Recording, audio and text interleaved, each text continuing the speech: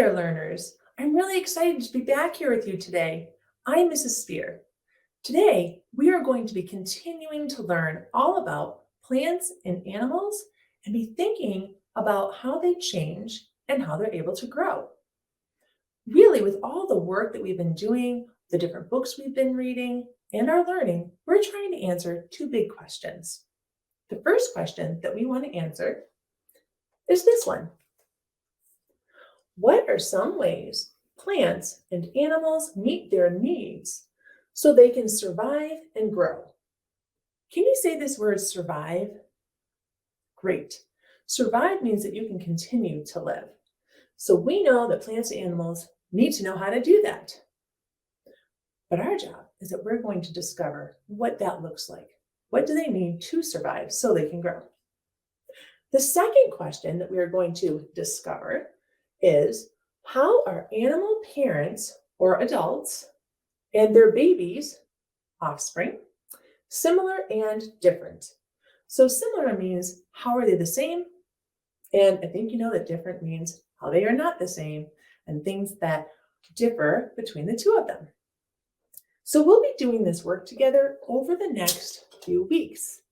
And one of the things that's really fun to do as a researcher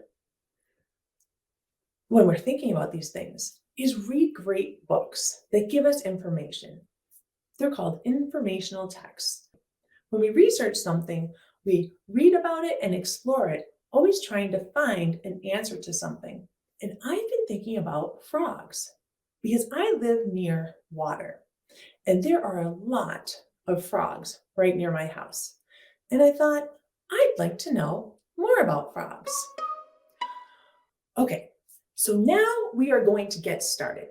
If you'd like, you can grab a piece of paper and a pencil at home so that you can start to jot down some ideas at home while I'm showing you how I'm going to do some writing and research here. Okay, grab some materials. I'll see you in a moment.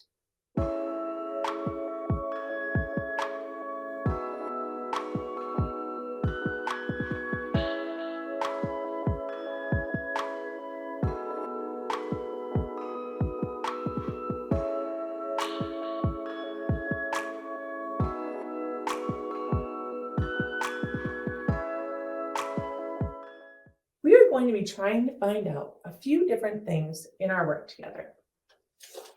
The first thing is when we're doing research, you need to know what you're researching. So we're going to pick a topic. My topic that I chose is frogs. We're going to find out about this word, habitat. Can you say habitat? Great.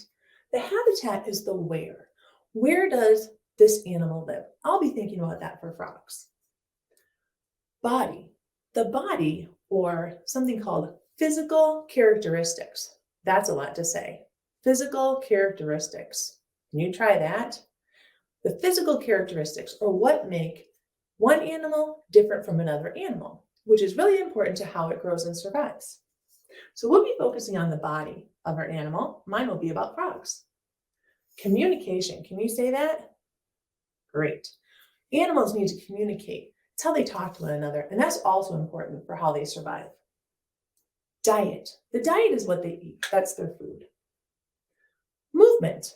The movement, how animals move, is also really important to how they survive and grow. Protection. Animals need to be able to protect themselves so that they can survive.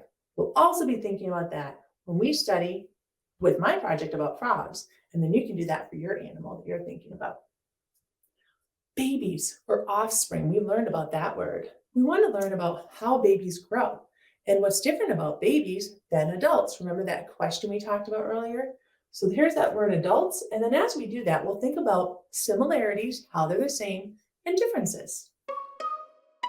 Let's think about the first thing that we're going to be studying. Do you remember that word habitat that we talked about? Can you say it one more time? Habitat.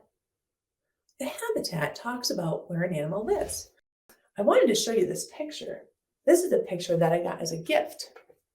And this is a picture of the lake near my house where I see all these frogs. So what I did is I thought about that when I was reading my books because I had observed a lot of frogs there. And guess what? When I was reading in my books, I found in this book by Kathleen Widener-Zofeld, it said you might see frogs near a pond. It also, in this book, mentioned the pond again and talked about how frogs like to stay where it's wet.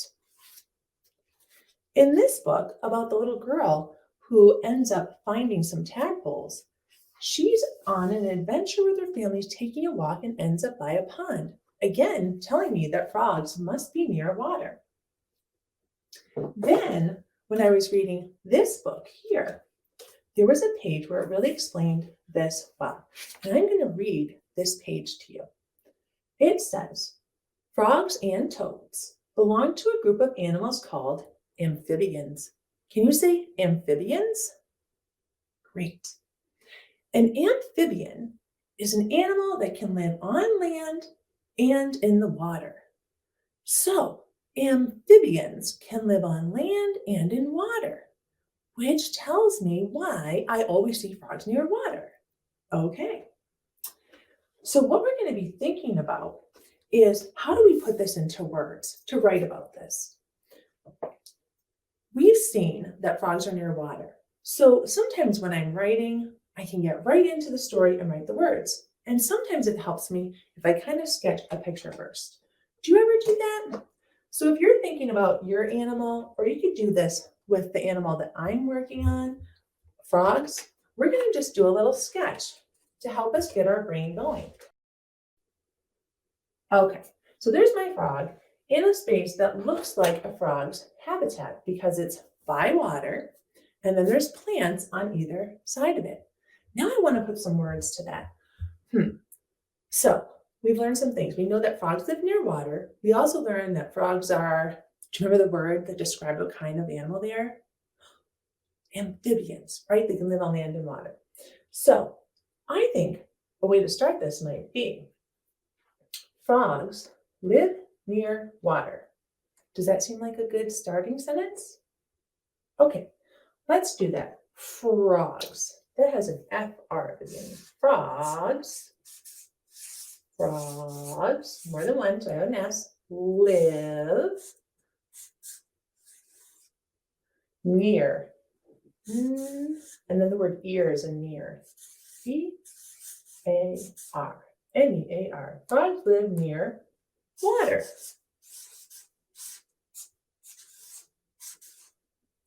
I'm going to put a period at the end of my sentence.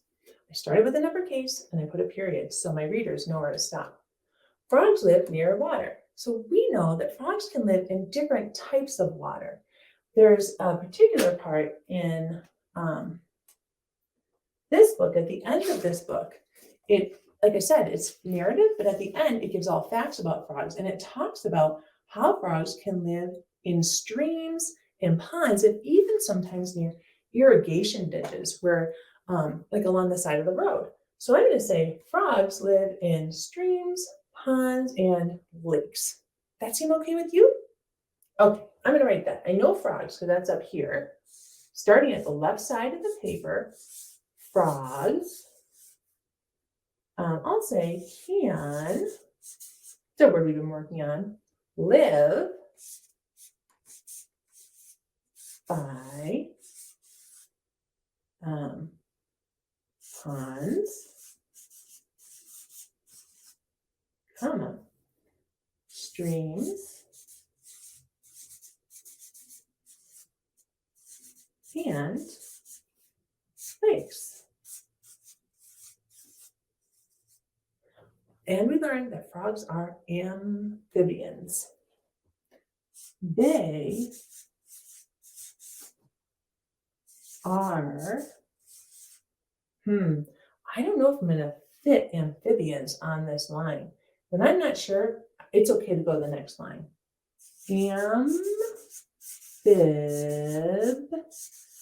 Amphibians. Frogs are amphibians, so they can live in water and on land. But what we know is even if they can be on the land, they need to be right by the water because they have to be able to get wet in order to survive. Let's read about our frog's habitat. Frogs live near water. Frogs can live by ponds, streams, and lakes. They are amphibians, so they can live in water and on land. And here is a picture. Now later, I can add some more trees and things to my picture, but I've started my story with our first thing we're learning about, which is about the habitat. I'm going to invite you to think about an animal that you want to continue to read about and learn about. And it could be something you have books on. It could just be an animal that you see outside and out and about. Could be a bird that you've been noticing out and about and building a nest. Could be a neighbor's dog that you see and notice how it's able to survive and change and grow over time. This program is made possible in part by the Michigan Department of Education, the State of Michigan, and the W.K. Kellogg Foundation. Additional support by viewers like you. Thank you.